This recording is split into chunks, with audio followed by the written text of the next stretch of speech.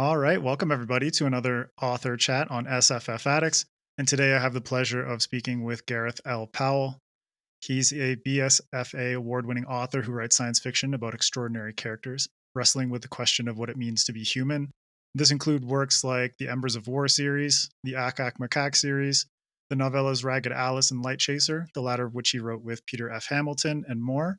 And his latest novel, Stars and Bones, released on March 1st. And it kicks off a brand new epic sci-fi series. So welcome, Gareth. How are you doing? Hi, I'm good, thanks. Happy to have you here. And before we get started, I want to congratulate you on the release of your new book. How are you feeling? How's the release been going? As far as I can tell, it's all been going very well. We had some absolutely cracking reviews coming through, so very pleased with that. Um, it was a very difficult book to write, and so it's very gratifying to see people responding very positively to it. Yeah, I read the acknowledgments and you mentioning that this one was quite tricky. And do you want to get into that a little bit? What was tricky about this book compared to stuff you've written in the past? Well, I mean, simply that halfway through writing it, the pandemic hit, and um, like a lot of people, I just developed stress-related brain fog for 2 years, and it was just writing every word was like pulling teeth, but I got through it. But it was not the easiest of times for any of us. So it's just for a while I didn't think I was ever going to finish it, but then you keep plodding on and you finally get there. So Yeah, and I love the book, so uh hopefully anyone listening to this interview will go and pick it up, but I highly recommend it, and we'll dig into it a little bit more in the interview. But first, I want to ask you a bit about your earlier years. What was your relationship with sci-fi and fantasy growing up, and who are some of your biggest creative influences? I know that Diana Wynne Jones and Helen Dunmore were early mentors of yours, and very very jealous about that. But tell us a bit more about your childhood and time with sci-fi and fantasy. well, I can remember being probably 4 years old or something, and watching the original Star Trek series on my parents' old black and white TV, and Yeah. that's literally one of my earliest memories. So I grew up with grew up with sort of Star Trek, and there were the last of the moon missions and the Skylab missions as well were on TV. So I was watching the people floating around in Skylab in zero gravity, and then Star Wars came out in 1977, and obviously that was it. So from there on, Star Trek, Star Wars, and sci-fi have just been the constant background radiation of my life. So when I came to write, it was no mystery that I sort of started writing science fiction. That's amazing. And what about your early mentors? I mentioned Diana and Helen. How did that kind of play into your journey towards becoming a writer? Well, when I was at school, I think I was 15 or 16. I won a competition to have some of my fiction read and criticised by Diane Wynne Jones. So I sent some off. I think I sent her a short story, maybe two short stories, um, and a couple of chapters of a novel. And then I met her in a coffee shop, and she went through and she fairly brutally critiqued um, those pieces of writing, and she wrote down all her critiques, and I still have them today. But it was the first time I got a professional edit. Whereas when you're at school and you're learning English literature and you're writing essays, you're kind of rewarded for using long, obscure words and flowery language. Whereas she was much more about, you need to cut this, you need to do this character needs to do this. And it was, the first professional edit I ever had, and it was an absolute eye opener. Um, so when I went on to university and opted to study creative writing as one of my module choices for 3 years, um, it was very much with that in mind. And I was very fortunate that one of the lecturers in creative writing on my course was Helen Dunmore. Um, So she would occasionally give one-to-one tutorials on what we were writing, and I found her advice similarly very useful, although she was coming from a very different place as a poet, mainly at that point. This is before she really became known for as a novelist. But she had just written a short story that was science fictional called "In Empire," um, and we kind of clicked over that a bit because I wanted to write science fiction, but the other creative writing lecturer wouldn't let me. He wouldn't allow science fiction in his class in case it Uh, that's a stank up the shame. place. So yeah, so we chatted about that a bit. But yeah, I found her tutorials and Diane's were kind of the first sort of really insightful things I'd come across. Um, and that's one of the reasons I've gone on to write my guide to writing called About Writing, which is coming out in July, I think, this year from Galance in hardback, was because there's all sorts of advice like that that you just don't get when you start out as an aspiring writer, unless you're very lucky to meet the right person at the right time, like I did. So I wanted to put all that kind of straightforward, no nonsense advice into one place so that people could pick it up and find it at the beginning of their careers, and hopefully it would have as profound effect as my meeting those two women did. Yeah, I was gonna bring this up later, but you touched on it perfectly. I mean, it feels perhaps like a bit of a paying it forward type deal where it's like you got such helpful critique from these authors, getting a first experience of what it's like to be edited by someone or critiqued by someone. And then now you have the opportunity, now that you've written as many books as you have, to give back to the writing community and pay it forward what Diana and Helen were able to give you. Absolutely. A lot of the chapters and advice in the book started out as blog posts on my old blogger website, which I would write as I discovered these things. Um, so this book is kind of this is why I call it a field guide, because I kind of assembled my notes as I was advancing through unknown territory and writing reports for people who came behind. So yeah, um, that's a very fair way to look at it. Yeah, definitely paying it forward. No, I love that. And the field guide thing, I love that because you're obviously you've got these blog posts and you're, in the process yourself as a writer experiencing these things. And it's just like, oh crap, I stumbled on this, gotta share it with everybody because, I love it when um, writers feel that the community deserves a little bit more openness, a little bit more sharing and camaraderie.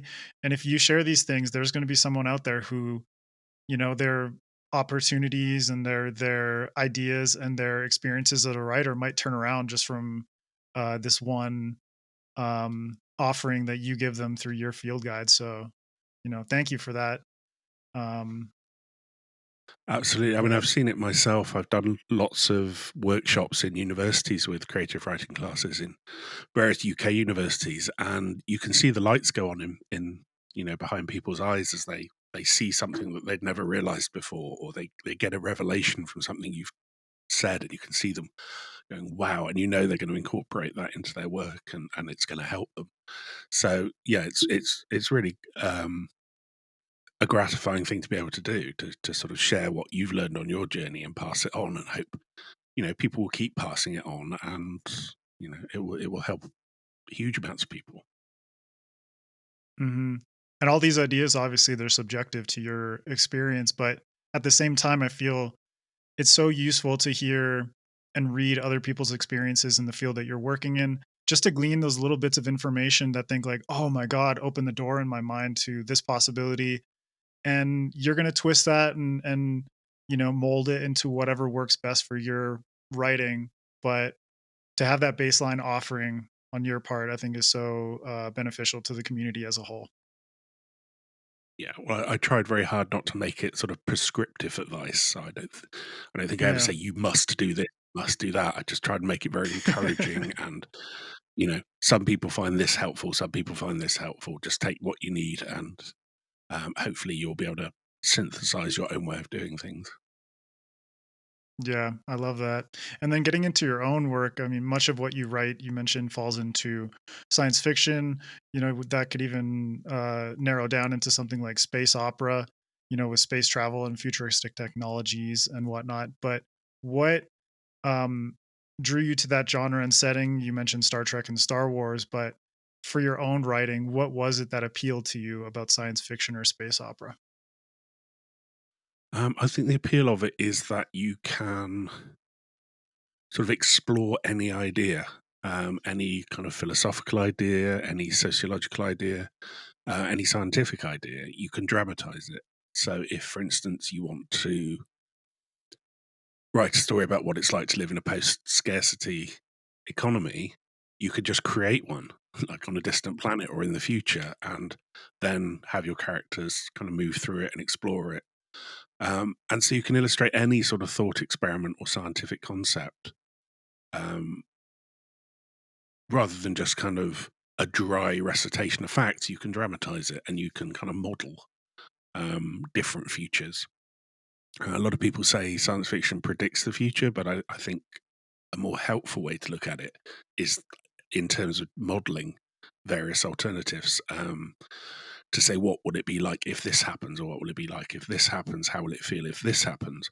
um, and for me, that's the exciting creative part, because you can create any backdrop you like, any stage dressing you like, in order to tell the story you want to tell and get across the concepts you want to get across.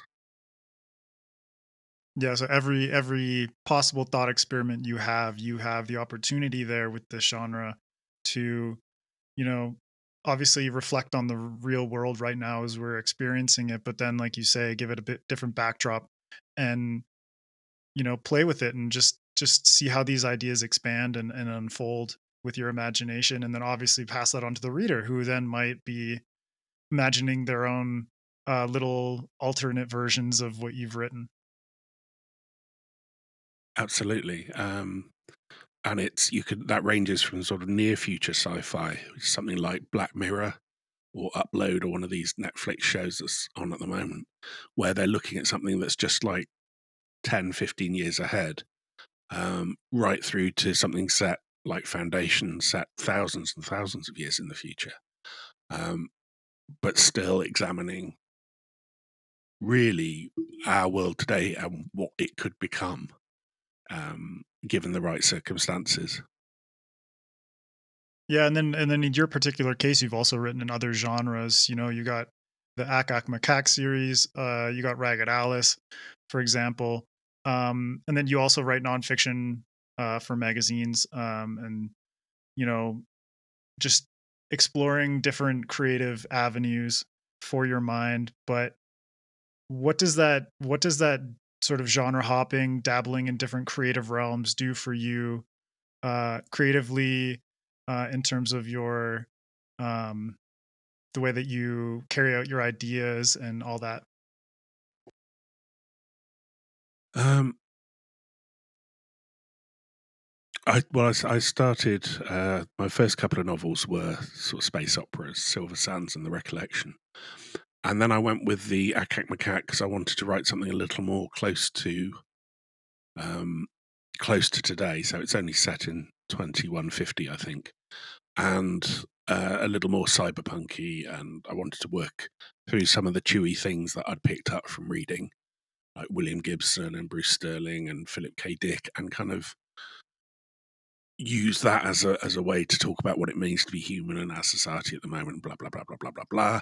Threw in a huge talking monkey, um, to liven things up, and Yeah. away we went. So, I mean, that was a lot of fun. And then, but once I'd finished that trilogy, I knew that I wanted to get back to space opera. I'd had a little break from it, and I really wanted to get back. So I started writing the Embers of War trilogy. Um, but then, two-thirds of the way through that, I had a period of time between having handed in the second book and when I had to hand in the third book, and I figured I could fit in writing another book in the middle there as well. So I wrote Ragged Alice, which is it's sort of police procedural, but with supernatural horror elements as well in there, and some folk horror and some hints of some quantum scientific weirdness going on in the background. Um, and it was very, it's my agent and I discussed me writing a sort of Lee Child style thriller that would get sold in airports and make us millionaires. Um, and I came out with this deeply personal novella about the eeriness of the Welsh countryside and a bizarre series of murders, and a police detective who could actually literally see guilt in people's souls. And it wasn't quite what he was looking for, but it I found it very cathartic in that I got to talk about a lot of stuff from my childhood, and I got to use much different language than I do in my space opera, because I could get a bit Dylan Thomasy in it there a bit when I'm describing the bracken and the hills and the rocks and the streams, and really kind of indulge myself in describing that landscape. So I kind of came back to the third Embers book feeling quite refreshed after that. It was just like a nice holiday, and I came back feeling quite refreshed and ready to get stuck into space opera again. Yeah, so you feel like this genre hopping allows you to get that creative refresh where cleanse your mind a little bit and are able to explore a different avenue of your own creativity, your own history, even in the case of Ragged Alice. Absolutely. Yeah, I think it does everyone good just to step outside their comfort zone occasionally. Um, and that goes for in reading as well as in writing. So, I mean, if you completely immerse yourself in one genre, that's good up until a point, but you need to kind of explore outside that genre as well in order to get new things to bring into it. And I've very much found that writing is the same. It's good to develop different avenues, different creative exercises, and try different things. I mean, one day I'd love to write a western, for instance, or I've been working on screenplays, and you've got to try lots of different stuff in order to keep yourself sharp creatively. I think if you just write the same thing and over again, there's a danger you can become repetitive, I think, and you end up writing the same book over and over again. And I very much don't want to do that. I want to keep whatever it is that makes it a Gareth Powell novel, but bring in all sorts of other things as well and make each one as fresh as I can make it. That's why Stars and Bones, I've brought in horror elements that weren't in my previous space opera to try and broaden that, explore that in a slightly different way. Um, yeah, I think as writers, it's very important to always be learning, always be changing, always be experimenting. Because as I say, otherwise we could grow stale. Yeah. And if you wrote that Lee Child's airport book, you could have just pigeonholed yourself and then you'd be fucked. Like, you'd be stuck writing that series forever. And then Yeah. what would you do then? And so you mentioned Well, how Ragged Alice was sort of this like refresher for you between books 2 and 3 in the Embers of War series. But for you, how does it feel to have, finished that series, that trilogy, and now to transition into a new one with Stars and Bones? I mean, this isn't my first time doing this, 'cause obviously I had the Ack-Ack Macaque trilogy, um, Hmm. and then I transitioned to writing the Embers of War one. It's always a bit of a mental gear change, because by the third book you're very used to the characters. You've spent a lot of time with them, so you can sort of pick up the third book and write it, fairly easily, and you're fond of the characters. You've got the cadences of their voices in your head, and then to say goodbye to them and to set out doing something extremely new is a bit of a weird feeling. It's like um, you've been climbing Mount Everest for 3 years and you get to the top, and someone says, "Oh, it's very good. Now go and climb that one." And it, it's it's this kind of Sisyphean feeling as you rolled the boulder up the hill and it's rolled all the way back down again. And it does feel like you're starting from scratch again, because you are, and you have to kind of invent how you're going to write a book in this universe all over again. So the danger, I think, is I found at the start, when I first started writing it, I found a lot of the voices from Embers of War creeping in, so I had to kind of ditch the first 20,000 words I wrote and start it again. Um, but that was a good thing because it came back more and the characters were different and new and it was better. So you can get a hangover, I think, from writing a trilogy simply because you immerse yourself in it for so long. Mhm. That there's the potential that it creeps into what you're working, as you just mentioned with Stars and Bones. Yeah, yeah, definitely. And this Stars and Bones is part of a new series, but each book in the series is going to be a standalone so that readers can sort of jump in at any point and pick it up and not have to worry about having read the previous books. Awesome. So what was the idea for Stars and Bones, and this trilogy? How did that originate, and then how did that evolve into what it became? And you can touch on the what you just mentioned about each book being a standalone as well. Yeah, well, that was very much the idea. Was I was talking to as I was coming to the end of writing Light of Impossible Stars, the third Embers of War book. I was talking to my editor at Titan and my agent about what would come next, and I was pitching kind of ideas for new trilogies or ideas for new two-book stories. My editor was very. I think she wanted to try something different. She cited Ian Banks's Culture novels as a series, which is very much a series, and you can read them chronologically as he wrote them and get some things out of it. But you can also jump in anywhere and pick a book up because in terms of sales in trilogies, there's always a bit of a tail off towards the end, whereas more people buy the first book, and then as the years go on, when the third book comes out, a lot of people think, "Oh, that's interesting, but I'll have to buy two other books before I can read this one, so maybe Yeah. maybe I'll leave it." So it was very much let's write a series where anyone can jump in at any point, um, and then they can go backwards or forwards in the series and enjoy each book for what it is. At the moment, there are two books planned in this series, but the idea is that if necessary, I could write X number of books set against this background. So I tried to come up with an interesting scenario that could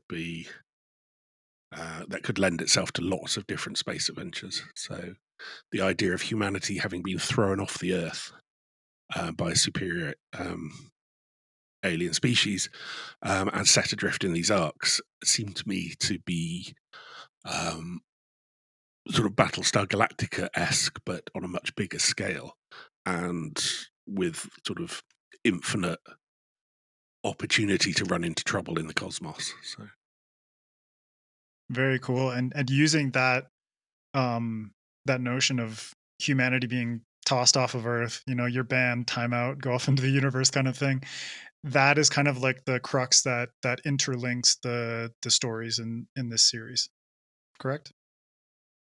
yeah, they all take place in and around the fleet of arcs, which is called the Continuance. So I've called it the Continuance series, and it's all humans of the Continuance, like running into trouble in the cosmos, basically. Because we ran into trouble on Earth. Who would have thought we'd get into Yeah, trouble out there in the universe too? who'd have thunk it? Yeah. Who'd have thunk it? And so, what sorts of themes are you hoping to investigate in this series? In Stars and Bones, we just mentioned that humanity's kicked off of Earth. So, for me, reading that book, humanity and the nature of home was a big theme that I felt throughout the thing.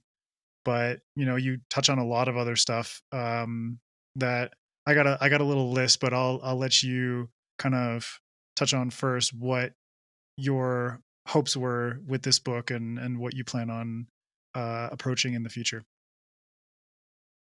Yeah, I mean, I set out to write kind of like a exciting space adventure, but because of the times in which I was writing it, a lot of other stuff crept in. So there's a lot of stuff about isolation. There's a lot of stuff about loss. There's a lot of anger about society and sort of expressed through.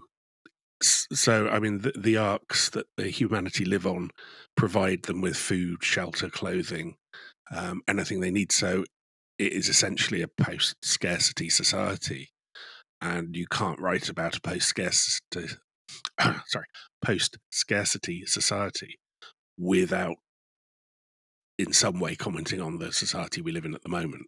It's just writing about one is a comment in a way.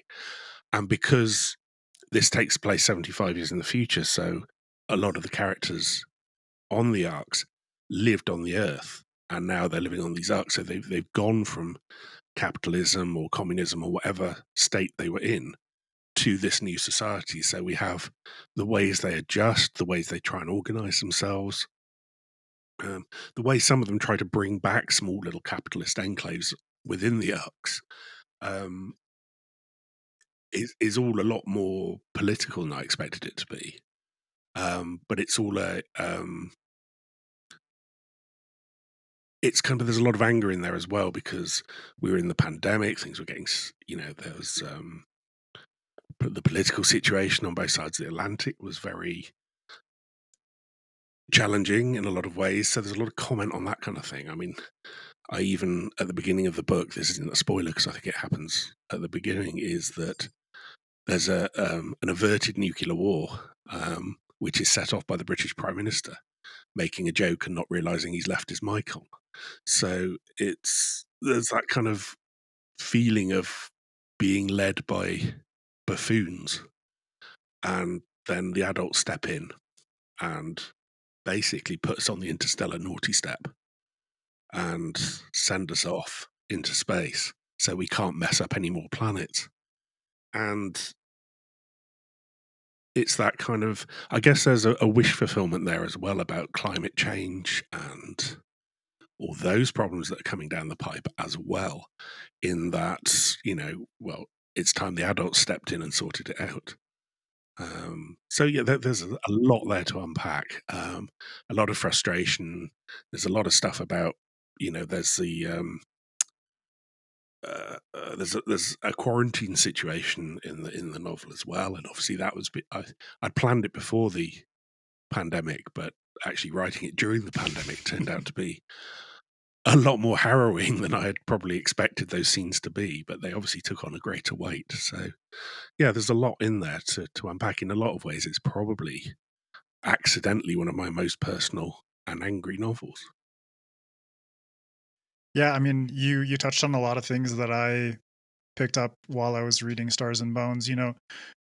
First off, the climate change, nuclear apocalypse thing that's very poignant right now, especially the nuclear thing. We are led by buffoons in a lot of ways, and so it's um, it's funny that in the case of Stars and Bones, the nuclear apocalypse is averted by the adult in the room, and the adult in the room, I won't spoil too much, but it's not of this earth.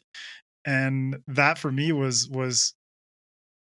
a very um sort of sarcastic and humorous approach to the buffoonery of humanity as a whole. We're why are we in charge of something that can destroy our own planet? And the universal adult in the room had to step in and say, whoa, whoa, whoa, whoa, whoa, whoa, whoa, your toys are way too destructive, you don't know how to play with them, get off this planet. And so you mentioned frustration, anger, and how all of that kind of fueled into the book. But I think you balanced it out a lot, um, and for me in a very satisfying way with humor and emotion, and that comes through with the characters. You've got these themes of uh, isolation and all that, but then you also balance that with family and the feeling of togetherness and community, and that plays into the arcs in that whole scenario as well. So for me personally, you did a very good job of balancing the emotional roller coaster that is this novel, with anger and frustration and guilt and trauma and horror, because I love the horror elements as well. And then on the other side, you have community, you have love, you have family, and all these things. So you did a very good job of balancing all of that throughout the novel. Well, anyone who follows me on Twitter will know that I try to be as positive as possible most of the time. So Mhm. I'm never going to write a completely bleak novel. Yep. And at the end of the day, I'm writing about people, and I'm writing about people, and people try to, they get through the times they're living in. They find ways to get through. They find humor. They find hope. They build communities. So, however bad things get, there's still all that going on. I think you can read this novel just as an adventure, and not necessarily pick up on all this background stuff. Um, if that's what you wanted, but if you look for it, it's Mhm. definitely there. Yeah, there's a much broader appeal to it where it's like you can come in at it from, my perspective where I'm a much more hardcore sci-fi space opera lover, or someone who's a little bit more on the, I guess, accessible ends of things, And this is something that I wanted to touch on is your style of writing is very absorbing and it reads fast. For anyone who wants a little bit more perspective on this, you did a TBRCon 2022 panel back in January with a bunch of other amazing authors talking about accessible sci-fi. So how do you approach this consciously as a means of making your work more accessible, but also giving the depth that we've been talking about and balancing those 2? What I'm conscious when I'm writing is that I want to make the writing sort of crystal clear so that in any given scene, the reader immediately knows where the action is happening, who the people, who's present, and what they can see, hear, smell, feel, and touch. Um, and without going into exhaustive detail, but just giving enough to bring that scene alive. Um, Yeah. and writing it from that point of view, almost like like I'm describing um, a scene in a film or something. I'm just giving you everything you need to know and making it clear so nobody's going, hang on, where are we? Or what are they doing? Or who's that? Or, so, so that at any given point, the reader, just without even having to consciously think about it, is in the room, in the action, and knows what's happening. But also bring it alive with small bits of description. And as I mentioned, all the different senses, try and include smells, taste, feel, everything, just to make it more vivid. And and totally readable. So I use very little jargon.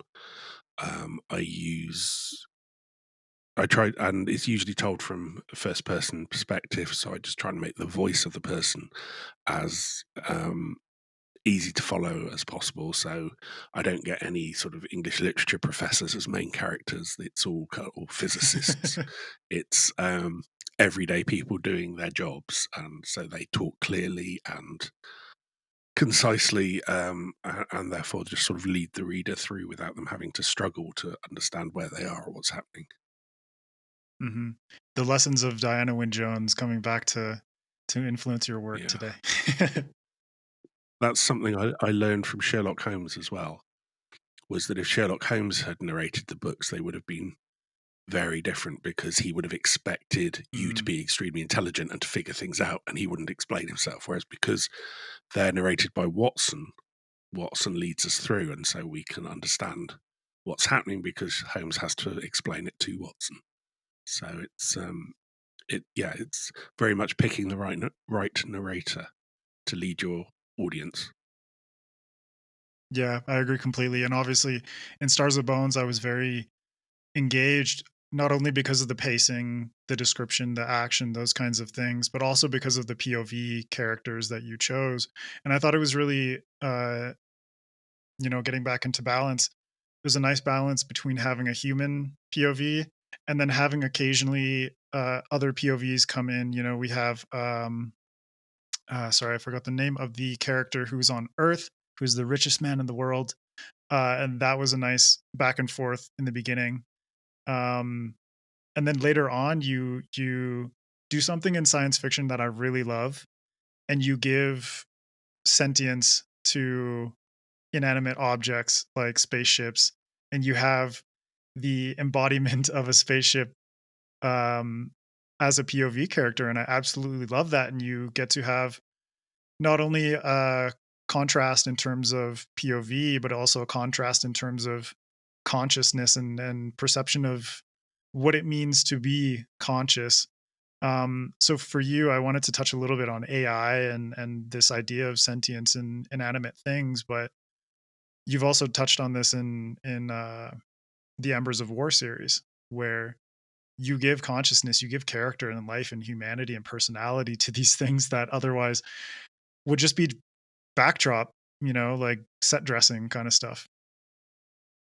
Yeah, very much. It's like um, in the Star Wars trilogy. Uh, when I say that, obviously, I mean the original one, but the Millennium Vulcan is very much a character. It breaks at annoying points. It's stubborn. It never, it's very much, almost a character in the action, but it's still inanimate. So it's like, what would that have been like if it could talk? And how would that have been? Because they've got the droids, and the droids, have personalities that can talk. So why not the spaceships? So and Yeah. from there, everything just falls into place, and you just go for it. Um, but it's good to have them as point of view characters because, in some ways, they're kind of like a Greek chorus in that they can comment on the action from a different perspective than the actors. Um, and in other ways, they are very much immersed in the action, but they have slightly different priorities and slightly different frames of reference, which is always an interesting thing in sci-fi to explore different minds at work, whether they be alien or robot or whatever. Because by doing that, we get to look at ourselves. It's like holding up a mirror um, and seeing ourselves through different eyes, which is, another great thing you can do in science fiction is examine the human condition by using characters who are outside it. Um, Hmm. and besides, it's just a lot of fun. And did it feel like a natural extension to just continue this exploration in the continuance series after having introduced this idea in Embers of War? Well, actually, I mean, it goes right back to my second novel, The Recollection, which is 2011 was published. There was a starship in that called the Ameline who was conscious and very much and extremely sassy and uh, had a very close relationship with the pilot. And then I guess I moved into the Ack-Ack Macaque series and had a artificially sentient monkey as one of the main point of view characters. So it's kind of been a theme all the way through my work is having these non-human characters being a big part of the action and learning to develop and experience human feelings, maybe not in a way we would recognize, but in their own way, as kind of a comment on what it means to be who we are. Yeah, I like that. And then, earlier you mentioned that something that you introduced in Stars and Bones that you hadn't really played with much before is horror. Obviously, in Ragged Alice, you have elements that are more supernatural and creepy and atmospheric and that kind of stuff. But why did you incorporate horror the way that you did into Stars and Bones? And I'll just quickly say it was fucking awesome how you ratcheted up a little bit of the body horror in this book, and I really love that when it's combined with science fiction. When I was doing that, I was really thinking of two of my favorite movies, which are Aliens and John Carpenter's The Thing, which Oh to yes. me is that's scary science fiction is I'm not a great horror fan in per se. I'm not particularly interested in supernatural horror or just serial killer horror or what have you. That doesn't particularly interest me. But in science fiction horror, it's like there's this stuff that could just be floating around that we don't understand. And when we come into contact with it, it's going to be messy. It's going to be nasty, and I mean, that was the first Alien movie. That was kind of, I think that was, when did that come out? 79. I think that Yeah. was a huge revelation. Um, and you had Close Encounters as well with nice friendly aliens, and then you had Alien with big chompy alien, and it was these two sides of the coin, that what could be out there could be this amazing technological wonderland that's a bit scary, but then you get to know it's actually little dudes in a spaceship and they're actually quite friendly, or it's these eggs and they're going to jump out and bite your face off. So, um, and then with The Thing as well, which was 1980. Was it? I can't remember, but it's about the same time anyway. Um, and that's another thing. I mean, The Thing is just, it's just a thing that's trying to survive, and to do that, it's, infiltrating these people, and you can't tell who is real and who is this thing. And even at the end of the movie, you're still not entirely sure who's who. And I just loved that, and the fact that it's like really gross as well is just kind of adds to that kind of horror of it. Um, so I went back and I looked at the original, The Thing from Another World, which is a very different movie, but it's still set in the Arctic and it's about a crashed spaceship. But the monster they have there is very different. It's just a big dude in a suit. Um, Whereas Carpenter's is much more insidious because it kind of gets inside you and it could be anyone. And that was something I wanted to kind of explore. Um, the fact that it could get, it could start infiltrating humanity and it could be anybody and it could be spreading. And that was a really unfortunate theme to be exploring when we suddenly had a pandemic and a lockdown, because it was a Yeah. little too close to home. But it all kind of fed into the work. So Yeah, I mean, reading that, it felt very appropriate for the times, and I can imagine writing it was quite stressful, but, you have this kind of insidious infiltration aspect and the horror element. On top of that, you have the fragility of humanity on these arc ships, and the fact that they're all interconnected, but so vulnerable at the same time, despite being these very, powerful civilization,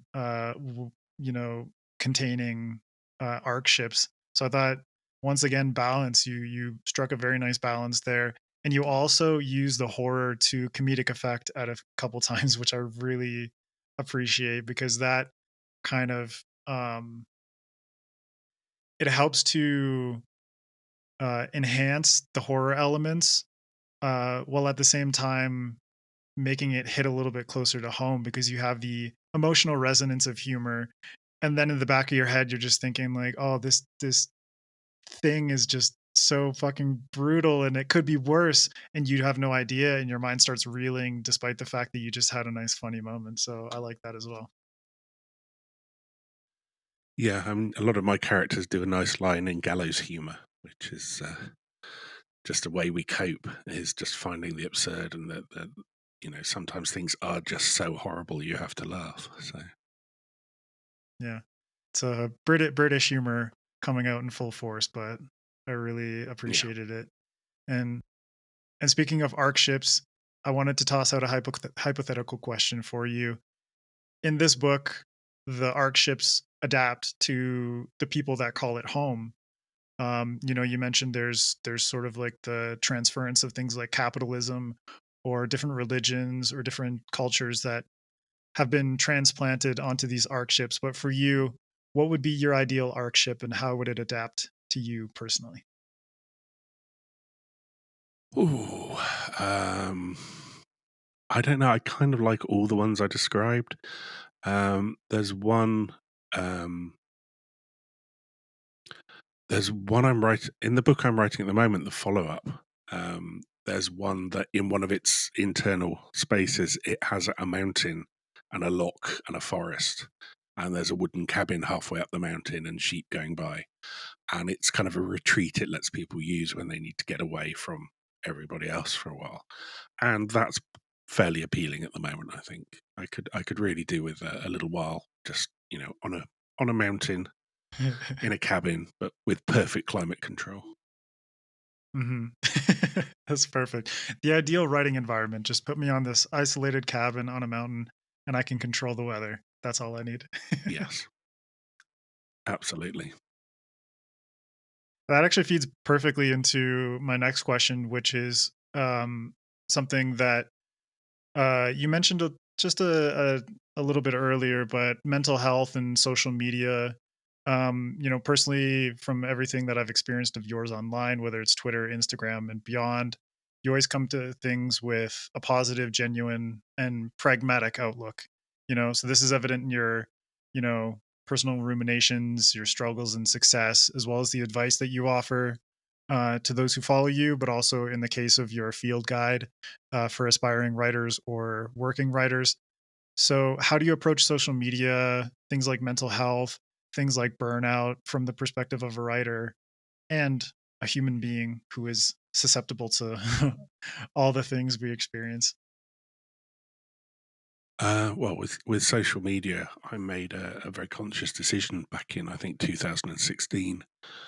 Um, we had in Brexit going on, and there were various other things happening, and sort of debate had become very polarized and very acrimonious, on all sides.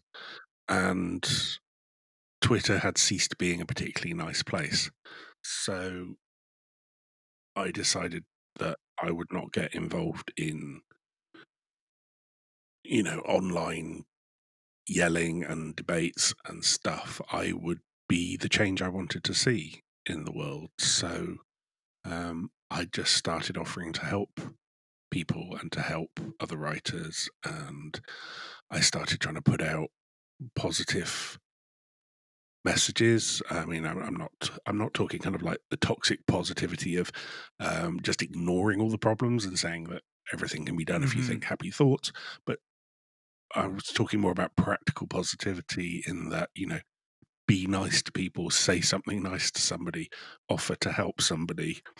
Um, and so I was sharing my writing knowledge in question and answer sessions, and just generally keeping. I mean, I'm human like anyone. I have my own negative moments. I have my own depressive moments or what have you. But I can maybe acknowledge them, but I don't have to parade them all out on social media, and I don't have to add to the negativity around certain subjects. There are certain subjects that I see certain people who mouth off about stuff, and I think, well, I would love to kind of give them my opinion, but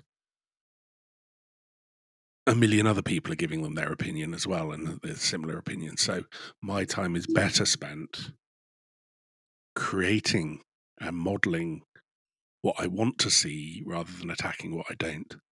So that's kind of where I've come from, and it seems to be I'm putting a lot of positivity out there and getting a lot back, which is very gratifying.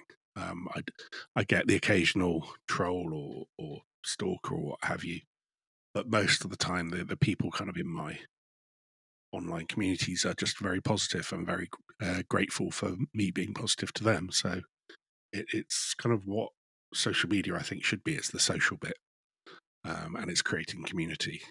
And if everybody did that, wouldn't the world be a wonderful place? Uh, we could hope. We could hope for that.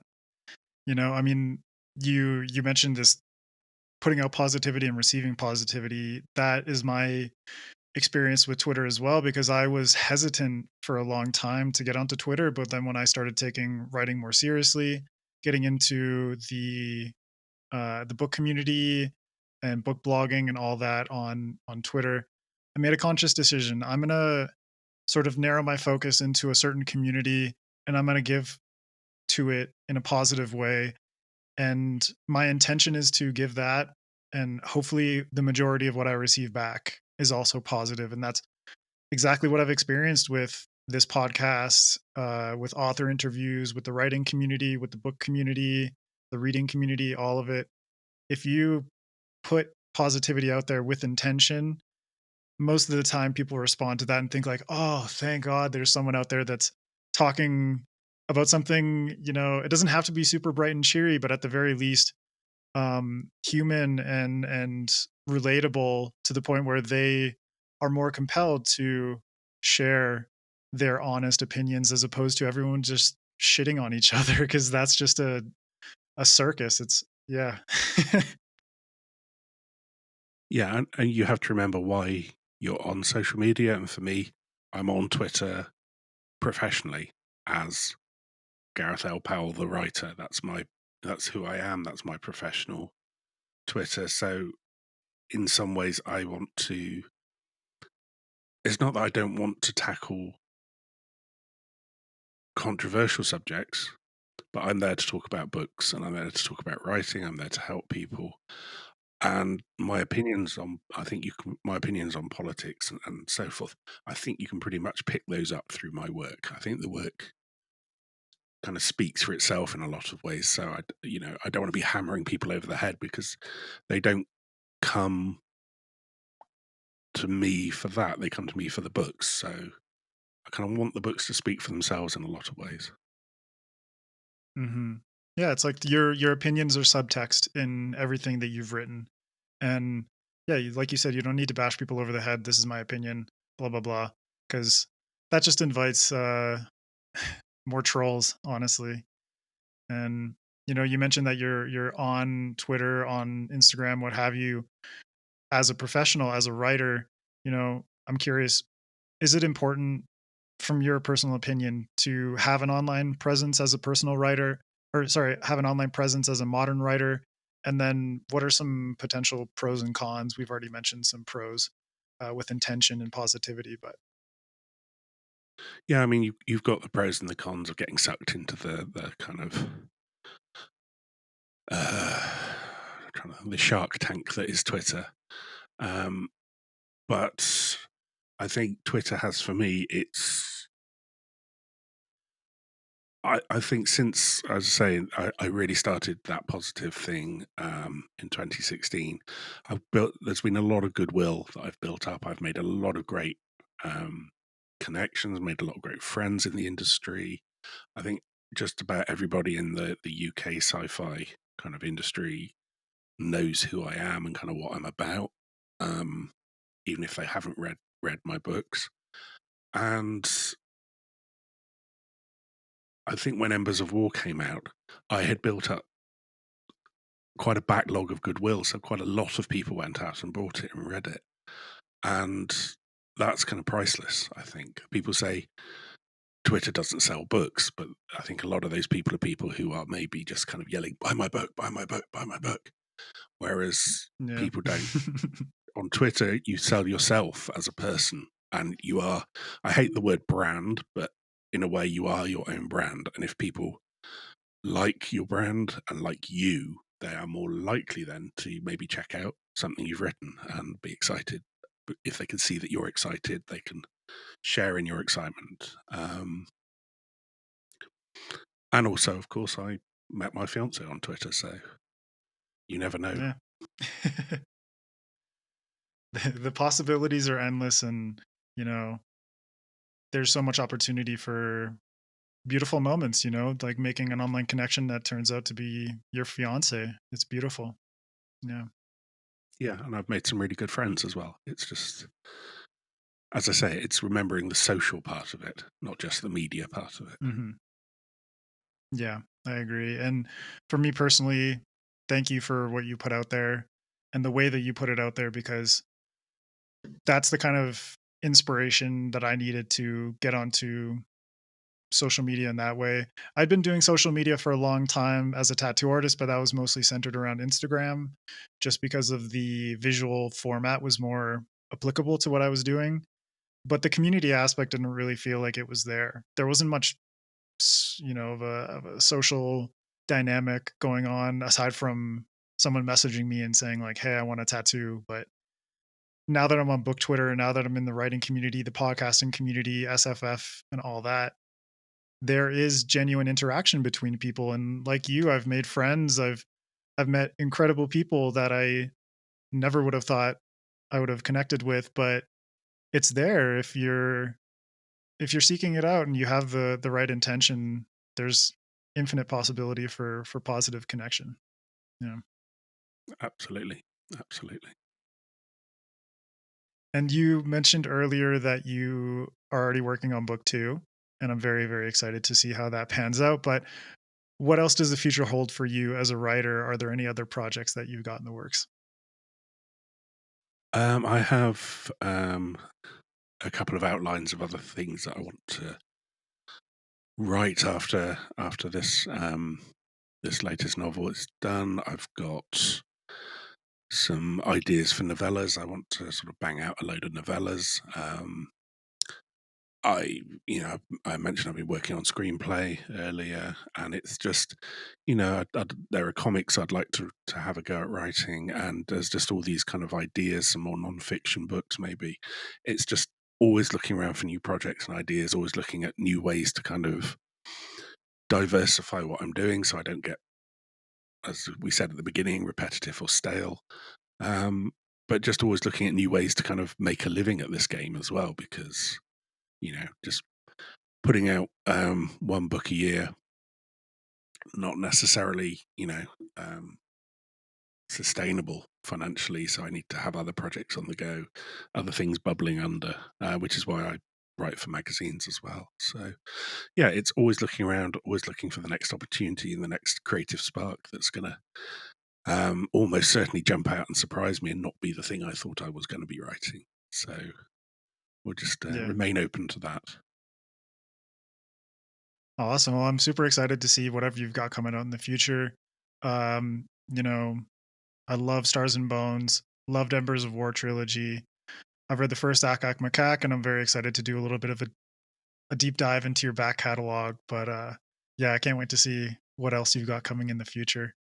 And just to close out, very curious, what are you currently reading, watching, or listening to that you'd like to share with viewers and listeners? What am I doing? One thing the pandemic did, it killed my reading. I used to read several books a week, and now I'm reading really slowly. But I thought it was probably about time I had another crack at this. So I read Nice. the first Dune book when I was a teenager, actually. So it's quite a long Oh time wow. ago. So I don't remember a great deal about it. But having seen the movie, I thought, right, it's probably time I had a crack at that. And then this one's got the first two sequels in it as well. So I'll have It's a a crack and see if beautiful it's all as edition. good as I remember. Yeah. Um, who's it by? Oh, that's Galant's from Galant's, that one. So yeah, it's Nice. And yeah. I mean, reading that now, what's your take? I was having a conversation with some friends the other day about how um omniscient perspective and that sort of jumping heads type yeah, POV approach was very, very big in the 20th century. So reading it now, how does that come off? it's quite a mental adjustment for me because not only does he jump around from head to head in the middle of scenes, which you're always advised not to do as a young Yeah. writer, but also um, we went back to where I was talking about very clear and prose, and his prose is very opaque and chewy, and you have to kind of. And I mentioned not using much jargon, whereas he uses loads of these names, and you're thinking, the Mhm. Merher what? Who's the what? What's the? And you have to kind of you have to as well as sort of pass these kind of long and quite complicated sentences, you have to kind of figure out the from context what these different names and things are. So it's a much more I say challenging, but I don't mean that in a bad way. Um, it's a much more sort of um, what's the word? Not interactive. It's you have to be much more proactive, I guess, reading it in that you have to kind of sit down there and concentrate. And rather, it's not a book you would just kind of sit in the bath and read for relaxation. You have to sit down and concentrate and absorb it. And so for me, that's kind of the antithesis of the way I write. But it's very interesting. very interesting to read, and I'm actually quite Mhm. enjoying it. So That's awesome. Yeah, I did a reread in anticipation of the movie, and yeah, it just, it's jarring at first, but once you connect with it, then, it's a very, very absorbing world to be in. yeah. And, anything else that you're reading, watching, or listening to? I've been watching the new series of Picard, new series of Discovery. Um, what else? Oh, the second season of Upload on Amazon. I think it's Amazon. Yeah, which is quite interesting. It's very near future, um, all about kind of uploading dead people into digital heaven, which is kind of Black Mirror-y. It's kind of starts off, you think it's a comedy, but there's some real kind of Philip K. Dick stuff going on underneath. So um, yeah, so that's quite good. That's about it at the moment. I mean, I'm a parent. I don't get infinite time to consume media. I end up watching kind of Grey's Anatomy and things that I have no personal interest in, but my child really wants to watch with me. So Yeah. Well, I appreciate you taking the time out of your parenting schedule. I'm in the same boat. But I very much appreciate you taking the time chatting with me today. If you could please tell viewers and listeners where they can find you on social media and where they can pick up your work.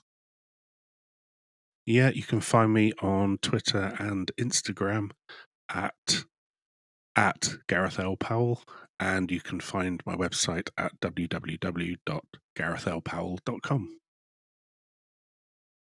And go pick up Stars and Bones because it's freaking awesome. And I did a review recently and just loved it. But I highly recommend anyone who's into fast paced, approachable sci fi with a lot of depth. If you made it to the end of this interview, there's a lot of subtext there, but highly recommend that book. So, Thank you. yeah. And thank you, Gareth. Thank you for taking the time. And yeah, I hope you have a great week. And you, thank you.